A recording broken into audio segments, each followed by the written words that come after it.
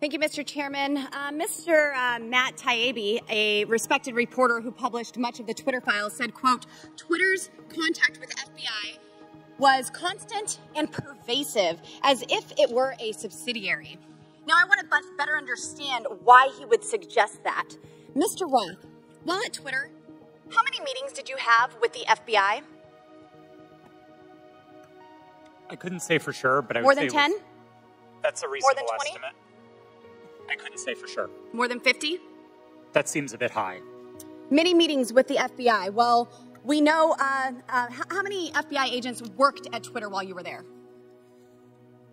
I don't believe any active FBI agents. Former FBI agents. How many worked there while you were there? I'm aware of perhaps 2.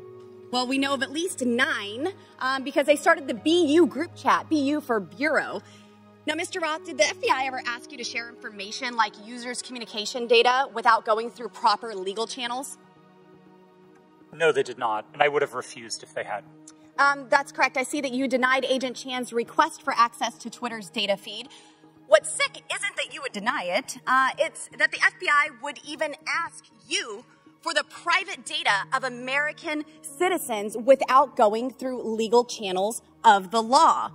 Now, I want to remind you, Mr. Roth, that you are under oath. Did the FBI ever ask you to do anything that was illegal or questionably legal?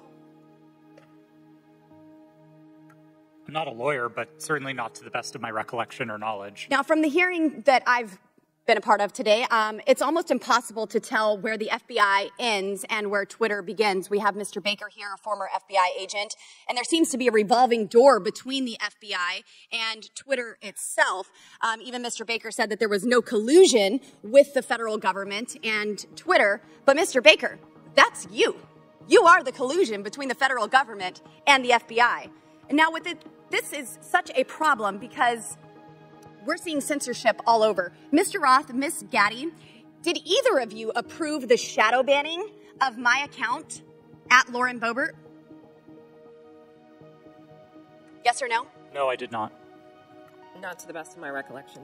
Well, let me refresh your memory, because on March 12th, 2021, and Mr. Roth, I know you looked at it because Fascist Twitter 1.0 had a public interest exceptions policy, which means for members of Congress to be shadow banned, it had to go before you, Mr. Roth. So I'll ask again, did you shadow ban my account? Yes or no? Again, not to the best of my recollection. So the answer is, Mr. Roth, yes, you did. I found out last night from Twitter staff that you suppressed my account for this tweet. It's a freaking joke about Hillary Clinton being angry that she couldn't rig her election. It's a joke, but in response, being the sinister overlords that you all are, you placed a 90-day account filter so I could not be found. And now we see here that Twitter staff said the visibility filter on my account excluded me from top searches, prevented notifications for non-followers, and much more. This is considered an aggressive visibility filter. You silenced members of Congress from communicating with their constituents. You silenced me from communicating with the American people over a freaking joke. Now, who the hell do you think that you are? Election interference? Yeah, I would say that that was taking place because of you four sitting here. The Hunter Biden laptop story was suppressed. A sitting member of Congress was suppressed. A sitting president was banned from Twitter. You know, I bet that Putin is sitting in the Kremlin wishing he had as much election interference as you four here today. We've heard about threats to democracy. Well, what about shutting down a duly elected member of Congress? This is fundamental to our nation's governance, and you all attacked that very foundation. 230 protections?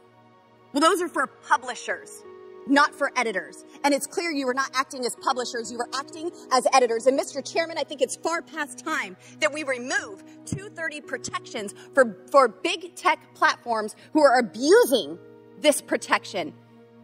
And let me just say, I'm not angry for myself. I'm not angry because I was silenced. I can reach out to Elon and to his staff, and I can see what's happened. And I can sit here today and hold you all in account. I am angry for the millions of Americans who were silenced because of your decisions, because of your actions, because of your collusion with the federal government. They can't reach out to Elon. They can't sit here today and hold you into account. We don't know where the FBI ends and Twitter begins. But I do want to thank Elon Musk for firing you four and saving free speech and even Twitter. Mr. Chairman, I yield.